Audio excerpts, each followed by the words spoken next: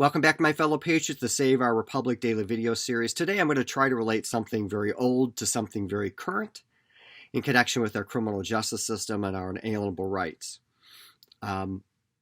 We are in the middle of the trial against an officer who was alleged to have murdered George Floyd.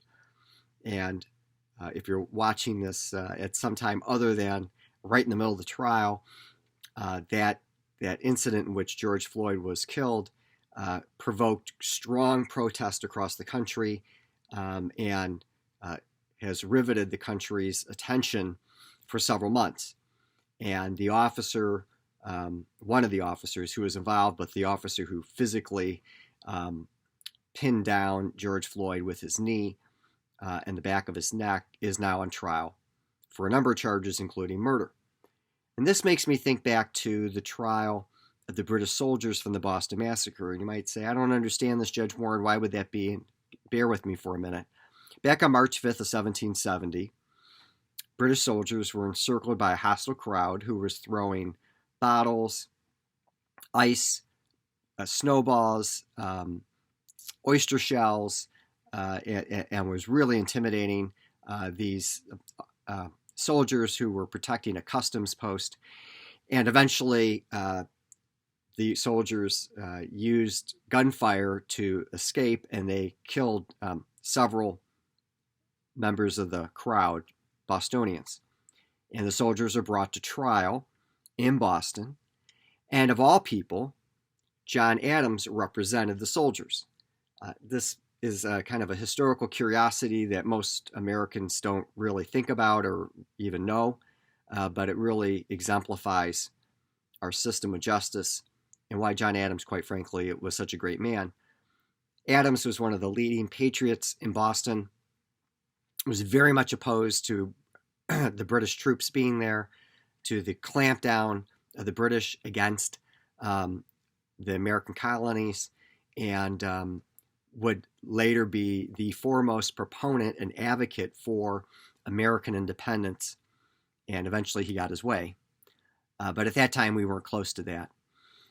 And the soldiers are obviously very unpopular, and John Adams was approached to represent them, and he agreed to do so.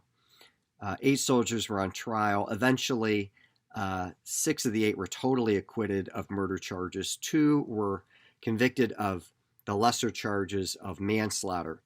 And this was seen as a great victory, not for imperial troops, but for justice and liberty and unalienable rights, the rule of law, due process, the right to be presumed innocent until convicted beyond a reasonable doubt, the right to have a lawyer to represent you in court, that the law would govern, not vigilante justice. And that's to say that even the most unpopular people on the planet, or at least in a city, are entitled to due process and entitled to a defense.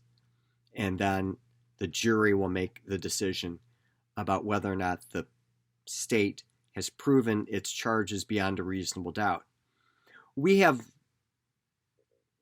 I suspect, many people that are watching this, maybe everybody that's watching this, has a very strong opinion about what's going on with George Floyd right now. And, as an elected judge, I'm got to be careful about what I say, so I'm not going to posit any kind of opinion on it, other than to say that we really should let the process play out. And I'm pretty proud of what's been going on in Minneapolis recently in connection with the city very carefully watching recently what's going on. Now, were all kinds of other things that happened in the past, and I'm not going to delve into that.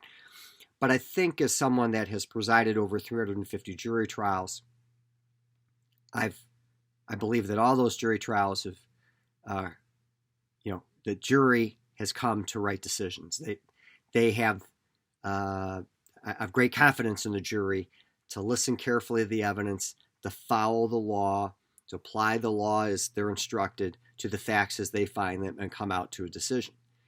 And that process, as I alluded to just a couple seconds ago, reinforces the rule of law, inalienable rights, limited government, all that. Because if you don't have that system in effect, and you have vigilante justice or emotions wrought wild, that's really a very dangerous situation in which justice is often subverted and not furthered. So as we go into this, as we continue with the trial, I just ask that everyone keep in mind that the rule of law and the criminal justice system and the protection of inalienable rights hinges on this idea that we have a system set up. And I'm not going to say it's perfect. It's not. But it's a system that works better than all the other systems. It's a system that's rotten until you compare it to all the others. It's kind of the knock on democracy in general, or republic in general. And I think it also applies to our criminal justice system. That we can take heart that over the years, the criminal justice system, when it's not been tainted, and that has happened, obviously, in the past. For example, African Americans were not getting justice in the South, in lynchings and things like that, because of how the system was rigged. But we have a pretty fair system today. We have a lot of protections in effect. Everyone is under scrutiny. There's multiple levels of review.